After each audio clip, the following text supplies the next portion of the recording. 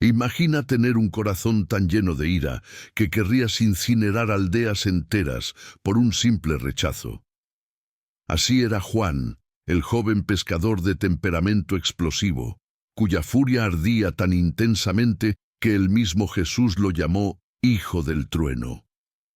Un hombre capaz de odiar con la misma intensidad con la que el rayo destruye todo a su paso. Pero lo que Juan no sabía es que Dios estaba a punto de hacer algo imposible con ese corazón violento. Que ese joven impulsivo, sediento de venganza, estaba destinado a convertirse en el apóstol del amor. Que aquel que deseaba fuego del cielo para destruir, terminaría recostando su cabeza sobre el pecho del Salvador, escuchando los latidos del corazón de Dios. Como un pescador de temperamento explosivo, se transformó en el discípulo más íntimo de Jesús. Como la furia se convirtió en compasión profunda. Y más misterioso aún, ¿por qué fue el único de los 12 que no murió asesinado, sino que vivió hasta una vejez extrema para recibir la visión más aterradora y gloriosa de la historia humana? Hoy conocerás la historia verdadera de Juan, el apóstol amado, cuya transformación es tan dramática que apenas parece posible.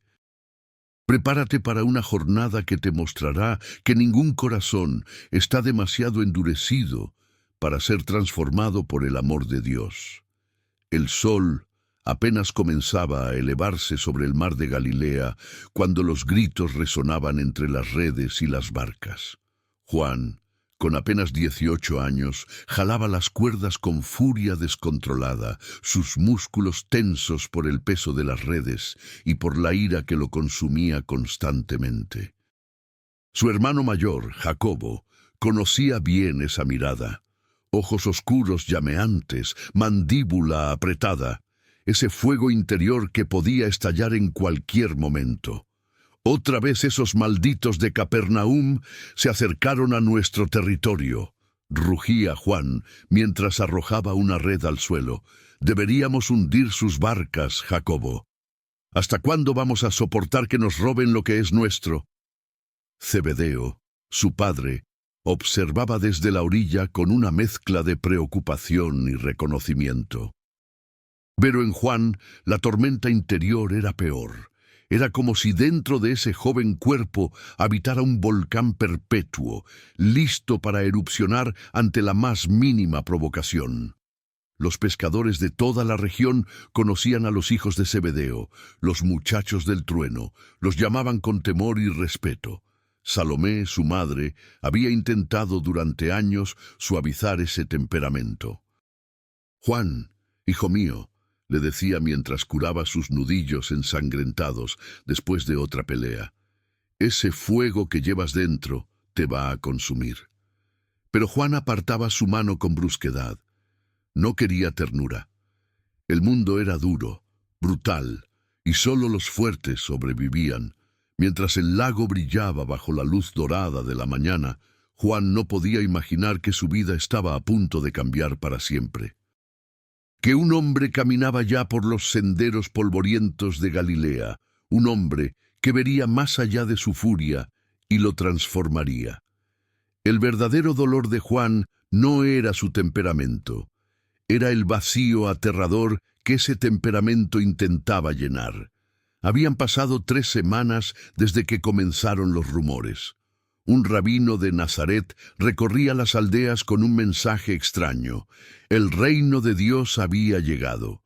Juan había escuchado las historias con desprecio inicial.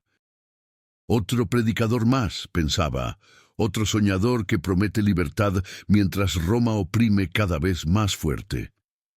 Pero algo en este rabino era diferente. Los hombres hablaban con asombro, con temor reverente. Decían que sanaba enfermos con una palabra, que los demonios huían cuando él llegaba, que sus ojos podían ver directamente dentro del alma humana. «¡Tonterías!», masculló Juan, mientras remendaba una red junto a Jacobo. «Otro charlatán que...». «Juan», la voz de su padre interrumpió su diatriba. Zebedeo señalaba hacia el camino cercano. «Ese es él». Juan levantó la mirada y su mundo se detuvo. Un hombre caminaba por la orilla con una autoridad serena que Juan nunca había visto. No era la autoridad de los soldados romanos impuesta por la fuerza, ni la de los fariseos sostenida por tradición. Era algo completamente distinto, una presencia que llenaba el espacio, que transformaba el aire mismo.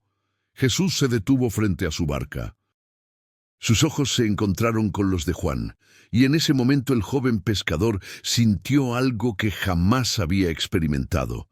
Alguien lo veía completamente. No solo su furia superficial, no solo su reputación de violencia. Jesús miraba más profundo.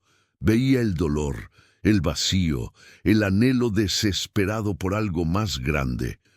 «Sígueme», dijo Jesús con una voz que era simultáneamente suave y poderosa como trueno distante. No fue una petición. Fue un llamado que atravesó todas las defensas que Juan había construido. En esas dos palabras había una promesa implícita. Yo sé quién eres. Yo sé qué fuego llevas dentro, y yo puedo darle propósito. Juan miró a Jacobo. Su hermano ya estaba de pie, las redes cayendo de sus manos. Su padre Zebedeo asintió lentamente, con lágrimas inesperadas en los ojos, como si entendiera que esto era destino. «Sí», escuchó Juan su propia voz decir, «te seguiremos». Dejaron las barcas, dejaron las redes, dejaron la seguridad de lo conocido, y comenzaron a caminar detrás del rabino de Nazaret, sin tener la menor idea de que este era el primer paso de la transformación más radical que un ser humano pudiera experimentar. Lo que Juan no sabía es que su temperamento explosivo estaba a punto de ser probado de maneras que ni siquiera podía imaginar. Que las siguientes semanas lo confrontarían con su propia oscuridad. Y que la verdadera batalla no sería contra enemigos externos, sino contra el monstruo de ira que vivía dentro de su propio corazón.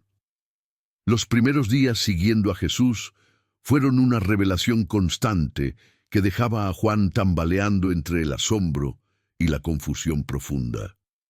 Este rabino no actuaba como ningún líder que hubiera conocido, no gritaba para imponer autoridad, no usaba la violencia para ganarse respeto. Sin embargo, multitudes lo seguían. Y lo más desconcertante, los demonios le obedecían. Juan presenció el primer exorcismo 3 días después de unirse al grupo. Un hombre poseído en la sinagoga de Capernaum comenzó a gritar con una voz que no era humana. El instinto de Juan fue retroceder, buscar una piedra para defenderse, pero Jesús simplemente habló, «Cállate y sal de él», y el demonio obedeció. Juan sintió su sangre helarse. ¿Qué clase de hombre comandaba el mundo invisible con tanta facilidad? Durante semanas, Juan observó mientras Jesús sanaba leprosos con un toque, devolvía la vista a ciegos con una palabra, perdonaba pecados con una autoridad que hacía temblar a los fariseos. Pero lo que más perturbaba a Juan no eran los milagros, era la forma en que Jesús trataba a las personas que Juan consideraba indignas: publicanos, prostitutas, samaritanos, gentiles. Para Juan, criado en la rigidez de la tradición judía y alimentado por el odio generacional, cada uno de estos encuentros era una ofensa personal. ¿Cómo podía el Mesías mostrar misericordia a los traidores que recaudaban impuestos para Roma? ¿Cómo podía comer con pecadores notorios? «No lo entiendo», le confió Juan a Jacobo una noche. «Si él tiene este poder, ¿por qué no lo usa para destruir a nuestros enemigos? ¿Por qué perder tiempo con esta gente?» Jacobo no tenía respuesta. Ambos habían esperado un Mesías guerrero, alguien que usara fuego literal para limpiar Israel. En cambio, tenían un maestro que hablaba de amor a los enemigos. Las palabras sonaban como locura. Pero Juan seguía. Algo más profundo que la razón lo mantenía caminando detrás de Jesús. Era la forma en que el maestro lo miraba, no con repulsión por su temperamento violento, sino con una mezcla extraña de compasión y expectativa. Como si viera algo en Juan que el propio Juan no podía ver. Sin embargo, la paciencia de Juan tenía límites, y esos límites estaban a punto de ser probados de la manera más explosiva posible. La prueba vendría en un pequeño pueblo samaritano, en un momento de rechazo que desataría toda la furia que Juan había estado conteniendo. El momento de la verdad se acercaba, y Juan estaba a punto de mostrar exactamente por qué Jesús lo había llamado Hijo del Trueno. El camino a Jerusalén atravesaba territorio samaritano, y cada paso en esa tierra maldita hacía hervir la sangre de Juan.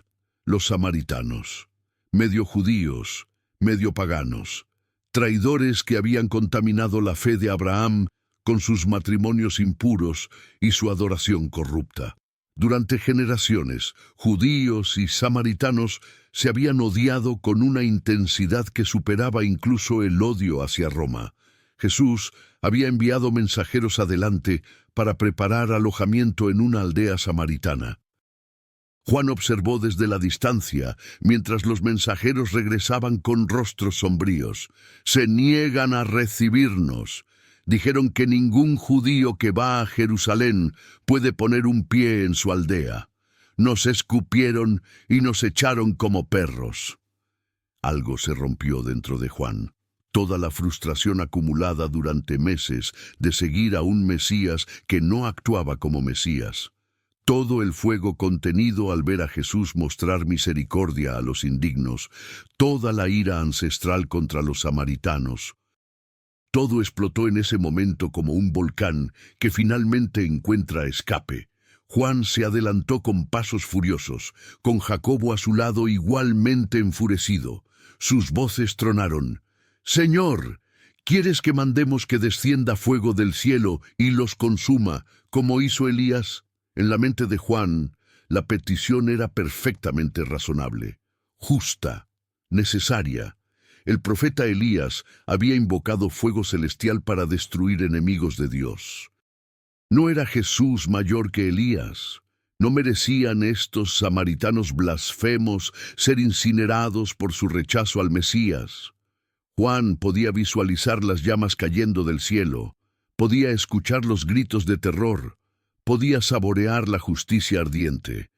Pero lo que vino después lo dejó completamente destrozado. Jesús se volvió hacia él con una expresión que Juan jamás olvidaría. No era ira, era algo infinitamente peor. Era dolor profundo, decepción. Una tristeza tan intensa en los ojos del maestro que Juan sintió como si le hubieran atravesado el pecho con una lanza.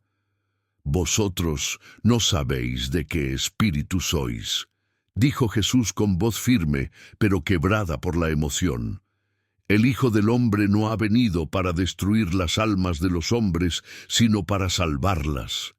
Esas palabras golpearon a Juan con más fuerza que cualquier puño. En ese momento vio su propio reflejo en los ojos de Jesús, y lo que vio lo horrorizó. No era un guerrero justo. Era un hombre consumido por odio. No era un defensor de Dios. Era un hijo de la destrucción disfrazado de celo religioso.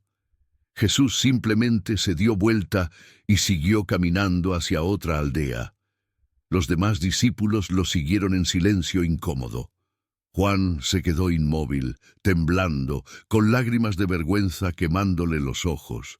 Jacobo tocó su hombro, pero Juan se apartó bruscamente. Porque por primera vez en su vida, Juan había visto la verdad devastadora. El fuego que llevaba dentro no era fuerza, era debilidad. No era justicia, era el veneno que estaba matando su propia alma. Esa noche, Juan no pudo dormir. Se alejó del campamento buscando un lugar solitario entre las rocas donde pudiera estar a solas con su tormento interior. Se sentó con la espalda contra una piedra fría, abrazándose las rodillas, y por primera vez desde la infancia permitió que las lágrimas fluyeran sin control. «¿Qué me pasa?», susurró al vacío. «¿Por qué soy así?». Las preguntas llegaban como oleadas implacables. ¿Cuántas veces había deseado la muerte de otros? ¿Cuántas veces había justificado su odio llamándolo justicia?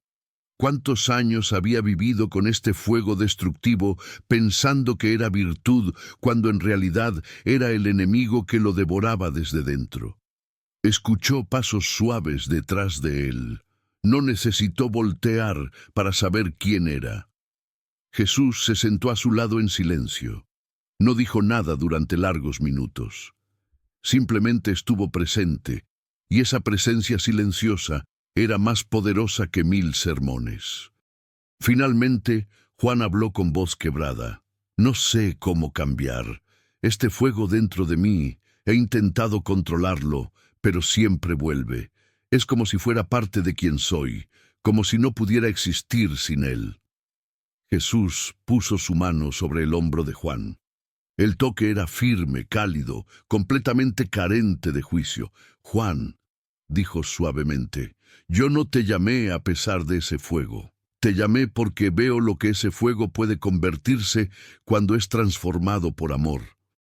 Juan levantó la mirada confundido, con el rostro surcado de lágrimas. «El fuego no es el problema», continuó Jesús. «El problema es qué alimenta ese fuego.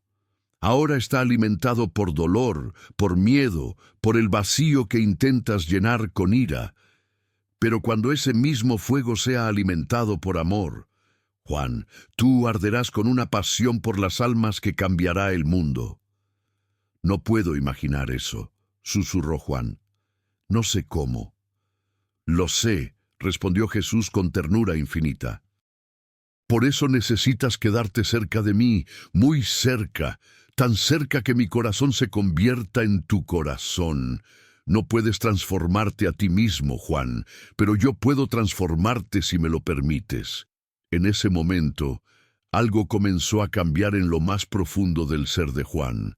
No fue una transformación instantánea, fue el primer agrietamiento de un corazón de piedra, fue el primer rayo de luz atravesando décadas de oscuridad.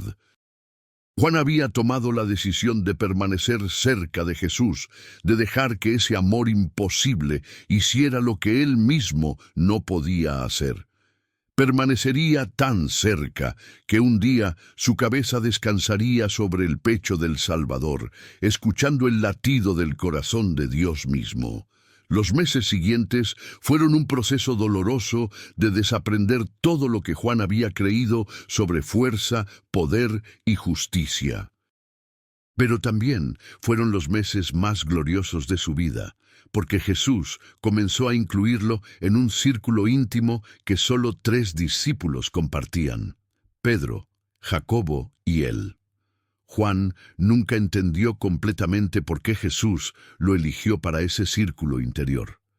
Pero él, el hijo del trueno con un corazón todavía lleno de sombras, todavía luchando contra sus demonios internos de ira y venganza. Sin embargo, ahí estaba. Fue uno de los 3 que subió al monte cuando la transfiguración ocurrió. Juan jamás podría describir adecuadamente lo que vio ese día. Jesús, transformado en gloria radiante, su rostro brillando como el sol, sus ropas blancas como luz pura, Moisés y Elías apareciendo para hablar con él, el terror absoluto cuando la voz del Padre tronó desde la nube: «Este es mi Hijo amado, escuchadle». Juan cayó rostro en tierra, convencido de que moriría. Pero Jesús lo tocó gentilmente y le dijo: «Levántate, no temas». Fue uno de los tres que entró cuando Jesús resucitó a la hija de Jairo. Juan vio la muerte revertirse ante sus ojos. Vio a una niña declarada muerta sentarse y pedir comida.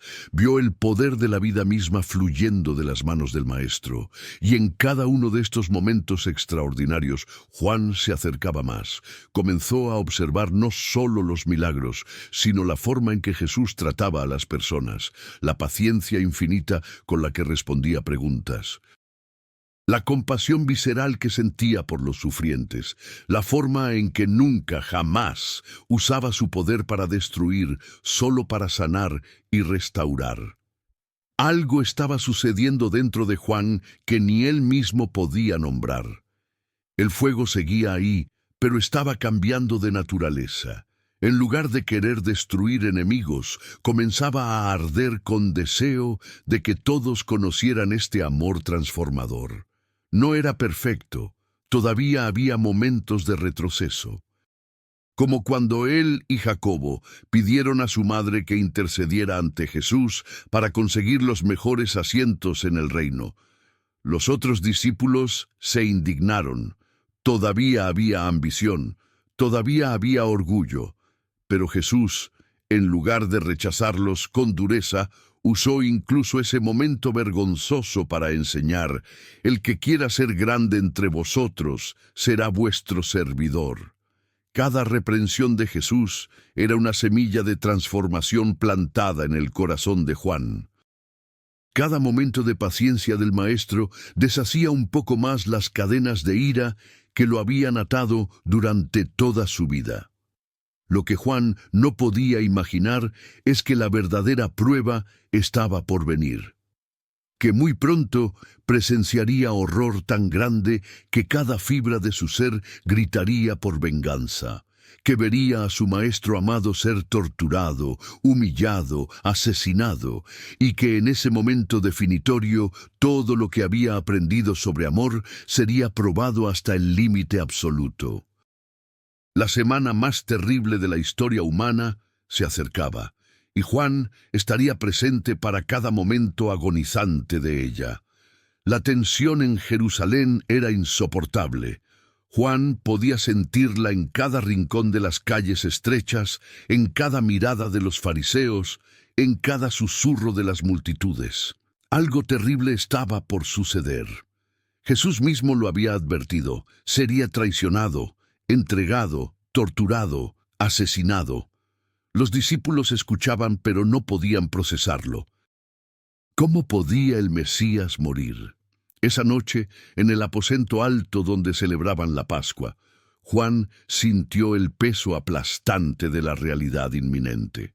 La habitación estaba iluminada por lámparas de aceite que proyectaban sombras danzantes en las paredes. 13 hombres reclinados alrededor de una mesa baja. Debería haber sido una celebración. En cambio, la atmósfera estaba cargada de una tristeza indescriptible. Juan estaba reclinado junto a Jesús, su cabeza cerca del pecho del Maestro. Esta era la posición del discípulo amado, el lugar de máxima intimidad y confianza. Mientras los demás conversaban en voz baja, Juan podía escuchar algo que ningún otro humano escuchaba en ese momento: los latidos del corazón de Dios encarnado. Thump, thump, thump, thump, thump, thump. Cada latido era una declaración de amor. Cada latido era la promesa de que todo tendría sentido, aunque ahora solo hubiera confusión y dolor. Juan cerró los ojos y dejó que ese sonido sagrado se grabara en lo más profundo de su alma. Años después, cuando fuera un anciano, seguiría escuchando ese ritmo en sus sueños. De repente, la voz de Jesús quebró el momento con palabras que helaron la sangre de todos. De cierto os digo que uno de vosotros me va a entregar. El caos estalló. Voces superpuestas preguntando: «¿Soy yo, Señor?». Pedro hizo señas frenéticas a Juan desde el otro lado de la mesa. Juan se recostó aún más cerca del pecho de Jesús y susurró: «Señor, ¿quién es?». «Es aquel a quien yo diere el pan mojado». respondió Jesús en voz tan baja que solo Juan pudo escuchar. Luego mojó un pedazo de pan y se lo entregó a Judas Iscariote. Juan observó con horror mientras Judas tomaba el pan. Vio cómo algo oscuro cruzaba por los ojos del traidor. Vio el momento exacto en que su corazón se endureció completamente, y luego Judas se levantó y salió a la noche. El antiguo Juan habría saltado tras él, habría querido matarlo ahí mismo. Pero el nuevo Juan entendió algo profundo. Incluso esto formaba parte de un plan mayor. Sin embargo, entenderlo no evitaba que su corazón se partiera en pedazos. Después de que Judas se fue, Jesús habló durante horas. Palabras sobre amor, sobre permanecer en él como ramas en la vid. Pero sobre todo, un mandamiento que Juan jamás olvidaría. Un mandamiento nuevo os doy, que os améis unos a otros, como yo os he amado, que también os améis unos a otros, como yo os he amado. Esas palabras resonaban en la mente de Juan mientras salían hacia el jardín de Getsemaní. Jesús los amaba hasta el punto de entregar su vida. Amaba incluso a Judas, quien lo estaba traicionando.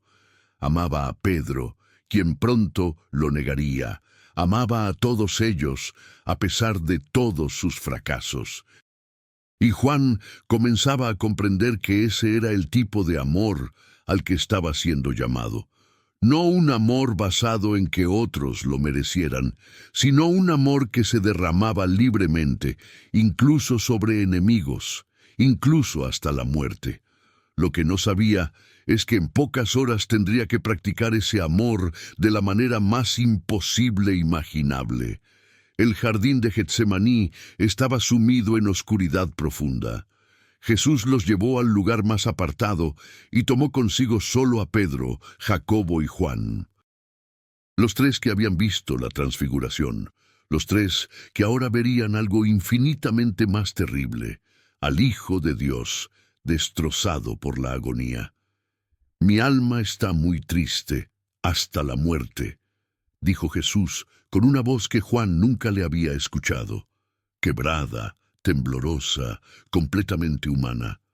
Quedaos aquí y velad conmigo. Jesús se alejó y se postró rostro en tierra. Comenzó a orar con una intensidad que hacía temblar el aire mismo. Juan podía escuchar fragmentos. Padre mío, si es posible, pase de mí esta copa, pero no sea como yo quiero, sino como tú. El sudor de Jesús caía al suelo como grandes gotas de sangre. Todo su cuerpo convulsionaba con la agonía. Juan quería correr hacia él, hacer algo, cualquier cosa para aliviar ese tormento, pero sus propios párpados pesaban como piedras.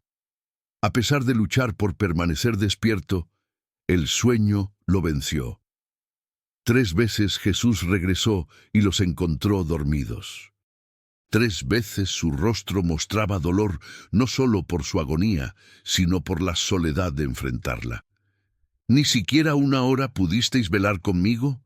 La vergüenza que Juan sintió era indescriptible. Su maestro lo necesitaba, y él había fallado. Había dormido mientras Jesús sufría la agonía más terrible. Años después, esa vergüenza seguiría siendo una herida abierta en su corazón. Pero no tuvo tiempo de procesar la culpa, porque de repente el jardín se llenó de antorchas y el sonido metálico de espadas. Judas venía al frente de una multitud de soldados romanos y guardias del templo. Se acercó a Jesús y lo besó en la mejilla. Un beso traidor que selló el destino del maestro. El caos estalló. Pedro sacó una espada y cortó la oreja de Malco. Juan sintió ese antiguo fuego del trueno rugir dentro de él. Quería pelear, quería matar. Quería defender a su maestro hasta la muerte. Pero Jesús dijo, basta ya, dejad. Y tocó la oreja de Malco sanándola. Incluso en su arresto, incluso cuando lo traicionaban, Jesús seguía amando, seguía sanando. Luego vinieron las palabras que destrozaron a Juan. ¿Pensáis que no puedo ahora orar a mi Padre y que Él no me daría más de 12 legiones de ángeles? Jesús podía detener esto, podía invocar ejércitos celestiales, pero no lo haría. Porque había elegido el camino del amor sacrificial, el camino que salvaría al mundo a través del sufrimiento y no a través de la violencia. Los soldados lo ataron y lo arrastraron fuera del jardín. Los discípulos huyeron en pánico, todos menos Juan. Juan lo siguió desde la distancia, con el corazón destrozado, pero incapaz de abandonar a su maestro. Lo que vendría en las próximas horas sería más horrible de lo que cualquiera podía imaginar, y Juan estaría presente para cada momento agonizante. Los llevaron primero a la casa de Anás, luego a Caifás. Juan conocía al sumo sacerdote, lo cual le permitió entrar al patio donde realizaban el juicio nocturno ilegal. Pedro logró entrar también, pero se mantuvo junto al fuego, intentando pasar desapercibido.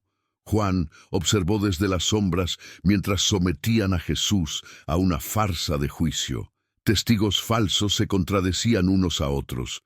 Los líderes religiosos gritaban acusaciones sin fundamento. Cuando Jesús finalmente habló, declarando su identidad como el Mesías, Caifás rasgó sus vestiduras en falsa indignación. Blasfemia. ¿Qué más necesidad tenemos de testigos?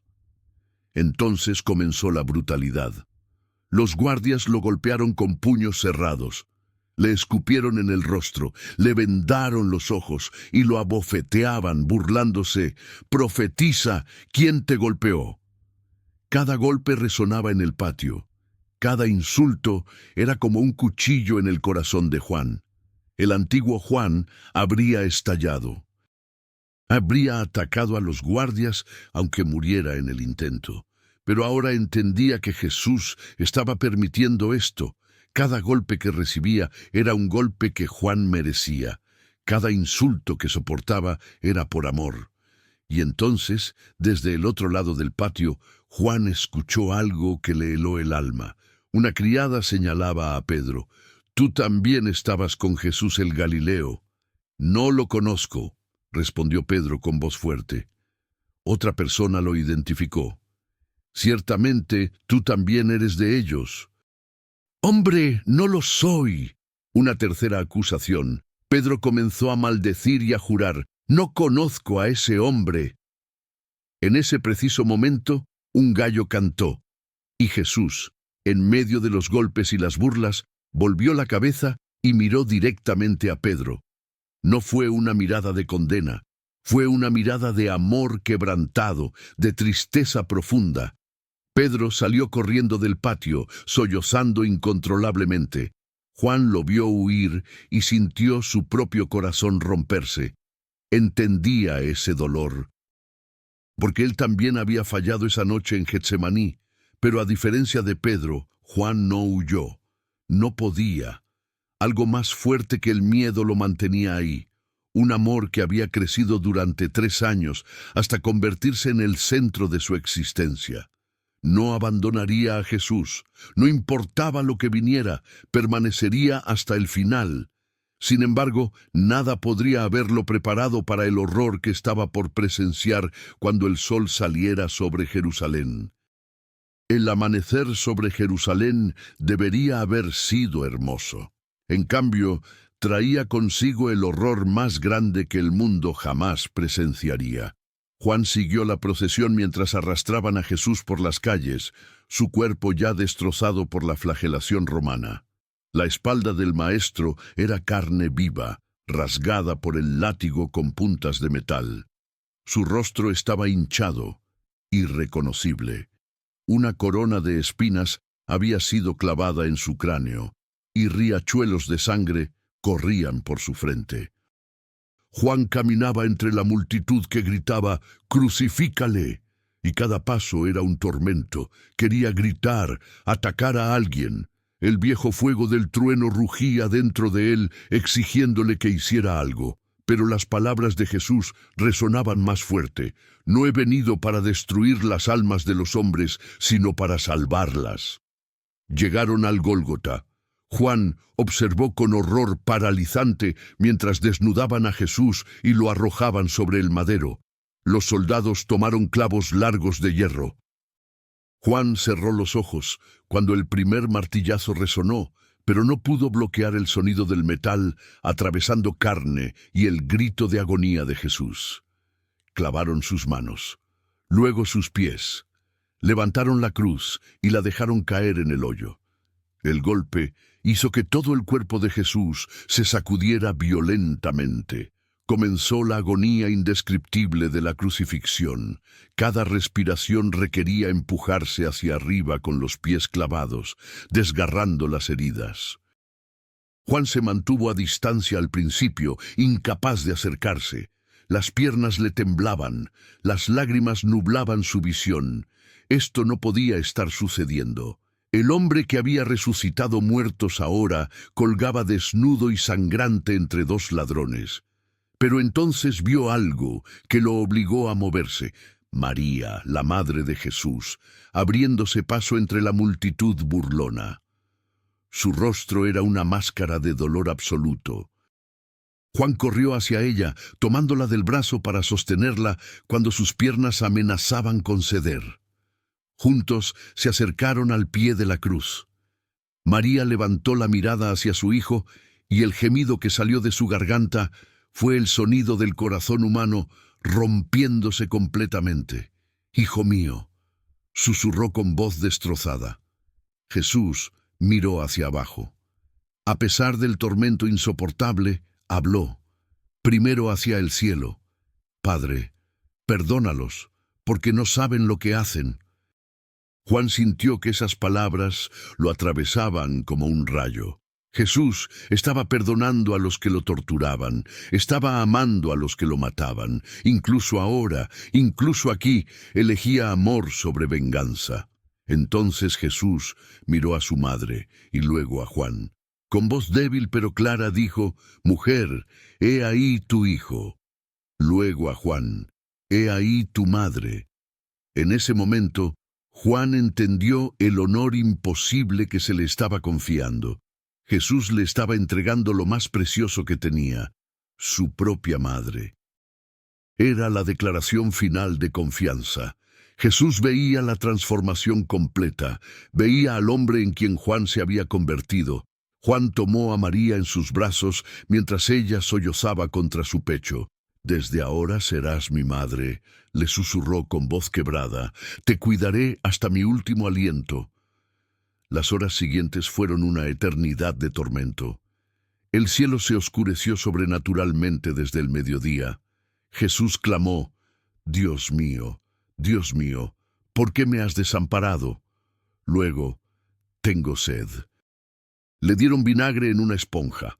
Finalmente, con un grito que pareció rasgar el velo entre el cielo y la tierra, declaró, «Consumado es».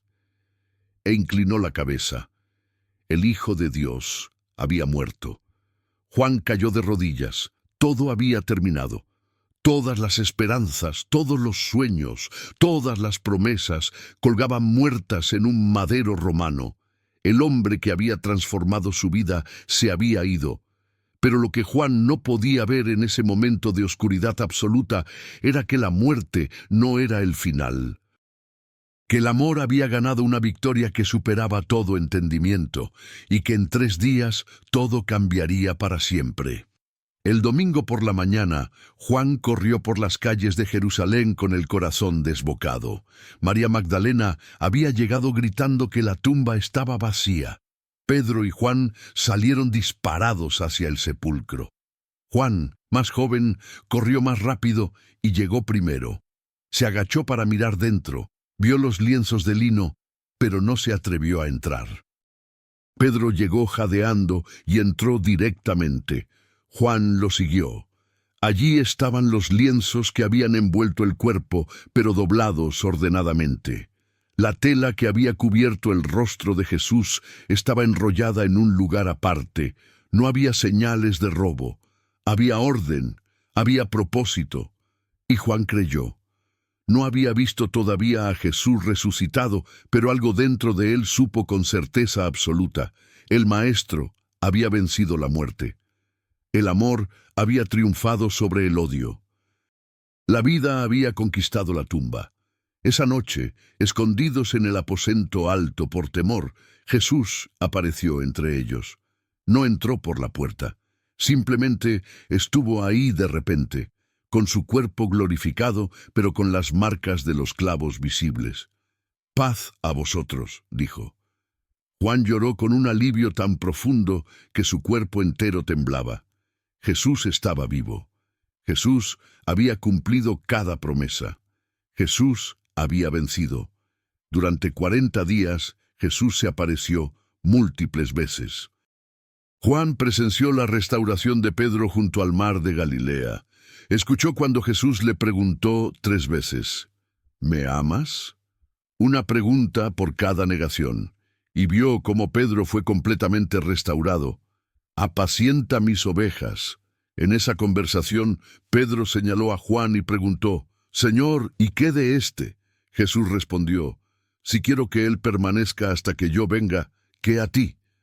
Juan no entendió completamente esas palabras entonces, pero descubriría su significado. Tendría la vida más larga de todos los apóstoles. Permanecería cuando todos los demás hubieran partido. Y en su vejez extrema recibiría una visión del fin de todas las cosas. Los años siguientes transformaron a Juan en alguien completamente irreconocible del joven pescador violento que había sido.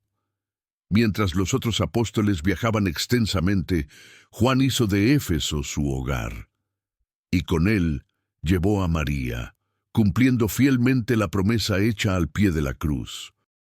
Cuidó de ella con ternura absoluta hasta que ella partió para estar con su Hijo glorificado. Juan escribió su evangelio, tan diferente de los otros 3. Donde Mateo, Marcos y Lucas enfocaban acciones, Juan enfocaba amor e intimidad. Porque de tal manera amó Dios al mundo. Un mandamiento nuevo os doy, que os améis. En esto conocerán todos que sois mis discípulos, si tuviereis amor. El Hijo del Trueno se había convertido en el apóstol del amor. Escribió sus cartas, llenas de exhortaciones sobre permanecer en Cristo, sobre amar en verdad y acción, y repetía constantemente, «Hijitos míos, amémonos unos a otros, porque el amor es de Dios». Vio a sus compañeros apóstoles morir uno por uno. Jacobo, su propio hermano, fue el primero en ser martirizado. Pedro fue crucificado boca abajo en Roma.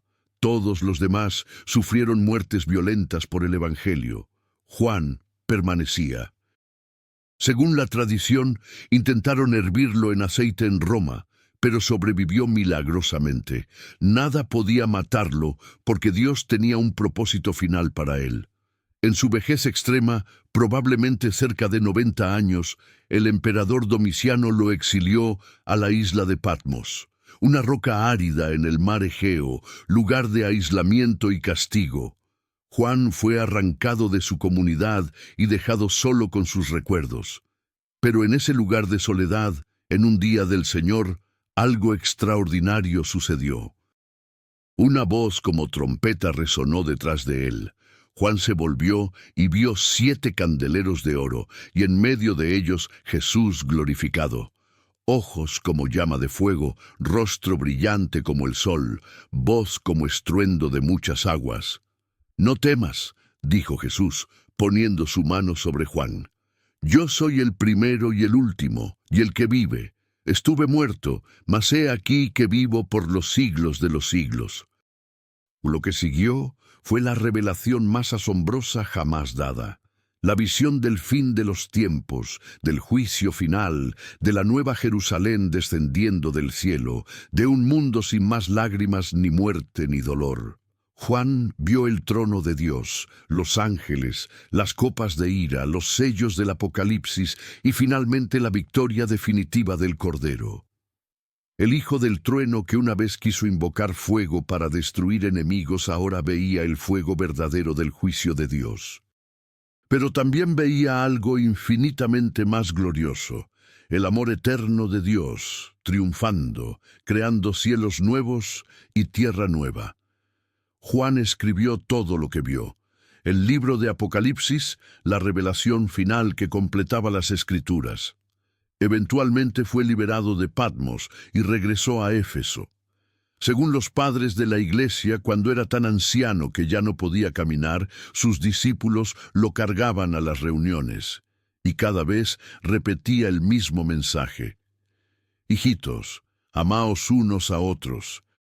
Cuando le preguntaban por qué siempre decía lo mismo, respondía, porque es el mandamiento del Señor, y si solo hacéis esto, es suficiente. Finalmente, alrededor del año 100 después de Cristo, Juan murió pacíficamente en Éfeso. Fue el único apóstol que no murió mártir.